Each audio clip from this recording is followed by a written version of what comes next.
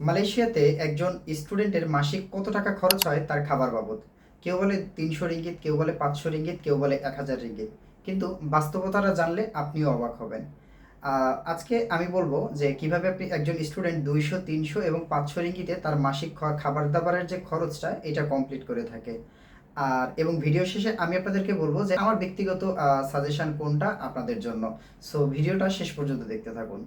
মালয়েশিয়াতে খাবারের খরচটা মূলত আ ডিফ আ মানে হচ্ছে ভ্যারি করে। কারণ একজন মানুষের লাইফস্টাইল কিরকম হবে এটার উপর আসলে ডিপেন্ড করে তার খাবারের খরচটা।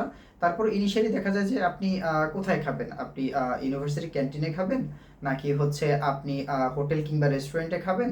নাকি হচ্ছে আপনি নিজে বাসায় রান্না করে খাবেন? সো এই ৩ টা জিনিসের উপরে আসলে আ ডিপেন্ড করে আপনার খরচটা। তো চলুন হচ্ছে একে, একে দেখে নেওয়া যাক। সো ১ম অপশন হচ্ছে ইউনিভার্সিটি ক্যান্টিন।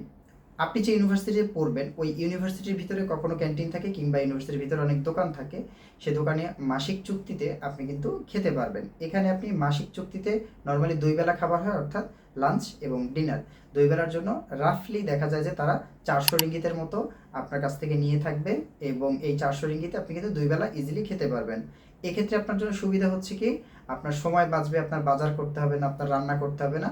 স্টুডেন্টের জন্য কিন্তু এটা খুবই কনভিনিয়েন্ট একটা অপশন।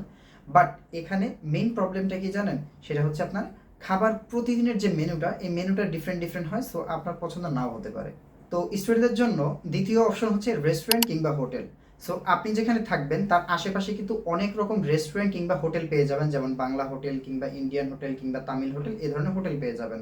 যেমন যেগুলোকে আমরা মালয়েশিয়াতে বলা হয় মামা কেদাই বা এরকম কিছু বলা হয়।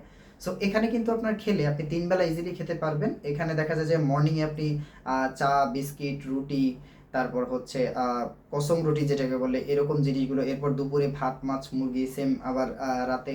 সো এভাবে ৩ বেলা যদি আপনি খান সেক্ষেত্রে আপনার এভারেজে যদি আপনি কম্বাইন করে খান সেক্ষেত্রে দেখা যায় ৫ থেকে ৬০০ রিঙ্গিত আসে।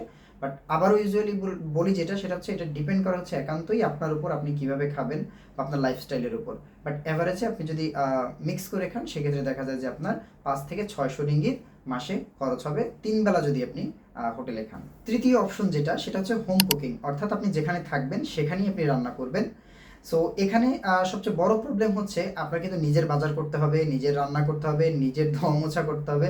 সো এই সব বিষয় করে আপনার যদি সময়টা ম্যানেজ করতে পারেন সেক্ষেত্রে এটা কিন্তু আপনার জন্য একটা বেস্ট অপশন। কারণ বাসায় রান্না করে খেলে একটা মানুষ অ্যাভারেজে মালয়েশিয়াতে ২০০ থেকে ৩০০ রিঙ্গিতে, বাংলাদেশি মানুষ এবং তাদের খাদ্যাভ্যাস অনুযায়ী ২০০ থেকে ৩০০ রিঙ্গিতে তার কিন্তু গুড এনাফ।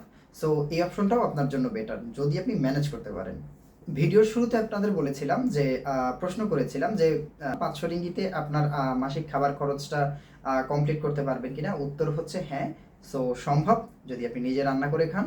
আর যদি আপনি কমফোর্টেবল চান সেক্ষেত্রে হচ্ছে বেটার অপশন হচ্ছে বাহিরে খাওয়া, হোটেলে। সো এই হলো ওভারঅল বিষয়। আর মালয়েশিয়াতে আসার আগে ফুড কস্ট নিয়ে শুধু অযথা ভয় পাওয়ার কোনো কারণ নেই।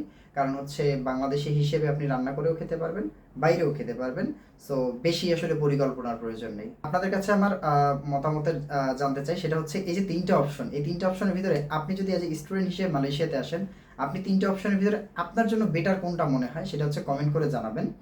আর আপনি যদি স্কলারশিপ কিংবা অ্যাডমিশন বা এসব বিষয় নিয়ে আগ্রহী হয়ে থাকেন বিদেশের বিষয়ে, সো আমাদের যদি ইউটিউব থেকে দেখেন তাহলে সাবস্ক্রাইব করবেন। আর ফেসবুক থেকে দেখে থাকলে হচ্ছে ফলো দিয়ে রাখবেন অবশ্যই।